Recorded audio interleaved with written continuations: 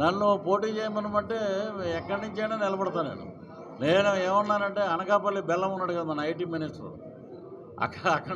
నిలబడతా లేకపోతే శ్యాంబాబు నా క్యారెక్టర్ ఇచ్చాడని ఏడ్చాడు కదా అంబటి రాంబాబు ఆయన ఏంటంటే నాకు నిజంగా డైలాగులు చెప్పడం పరిగెట్టడం ఫైట్లు చేయడం అక్కడ వరకు అయితే నేను బాగా చేయగలుగుతాను కానీ డ్యాన్స్ నిజంగా ఆయన చేసినట్టు నాకు రాదు రేపొద్దున ఆయన ఏదన్నా జబర్దస్త్ ప్రోగ్రాంలు కాటికి పనికొస్తాడు ఓడిపోయినా కూడా సో ఎప్పుడూ ఒకళ్ళ మీద పడి ఏడవటం తప్ప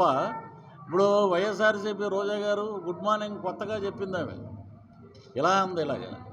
మా నాయకుడు వైజాగ్ వెళ్ళినప్పుడు ఇలా ఉంది అది అసభ్యం కాదు దాడి సత్యనారాయణ గారు మాట్లాడిన దాన్ని మేము ఖండిస్తున్నాం ఒక పార్టీలకు అతీతంగా ఒక మహిళ మీద అలాంటి మాట్లాడటం అనేది తప్పు కానీ మనమేంటి మనం ఏం చేస్తున్నాం దీనికి ఉత్తరాది మన చెన్నై నుంచి మరి వాళ్ళకి తెలియదు కదా జరిగిన వారానికి హీరోయిన్లు అందరూ స్పందించారు ఆవిడకి ఇలా జరిగిందని మేము బాధపడుతున్నామని చాలా ఇదిగా గ్లిజరన్లు వేసుకుని ఇవన్నీ చేశారు అంత ఎందుకంటే వాళ్ళ నియోజకవర్గంలో చిత్తూరు జిల్లా పెద్దిరెడ్డి రామచంద్రారెడ్డి గారు ఏమీ మాట్లాడలే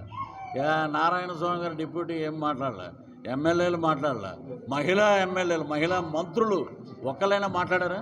ఎవరూ మాట్లాడలే ఇదేంటంటే అహంకారం ఎక్కువ రోజులు ఉండదు కాలగర్భాన్ని కలిసిపోతారు రేపు చూడండి ఇప్పుడు కరెక్ట్గా నోటిఫికేషన్ రాగానే జంపింగ్ జపాంగులు అంటాం మేము సినిమా డైలాగులు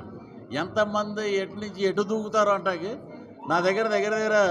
మేము చేసిన సర్వేలో 136 సీట్లు మిశ్రమ ప్రభుత్వానికి ఉంది దూకి వెళ్ళిపోయే వాళ్ళు 79 మంది ఉన్నారు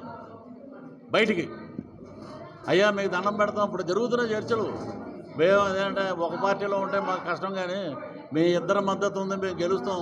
మమ్మల్ని క్షమించండి మేము ఖర్చు పెట్టుకుంటాం పేద ప్రజలను చూస్తున్నామని చెప్పి చాలామంది ఉన్నారు రెడీగా బట్ అవన్నీ అధినాయకత్వం చూస్తారు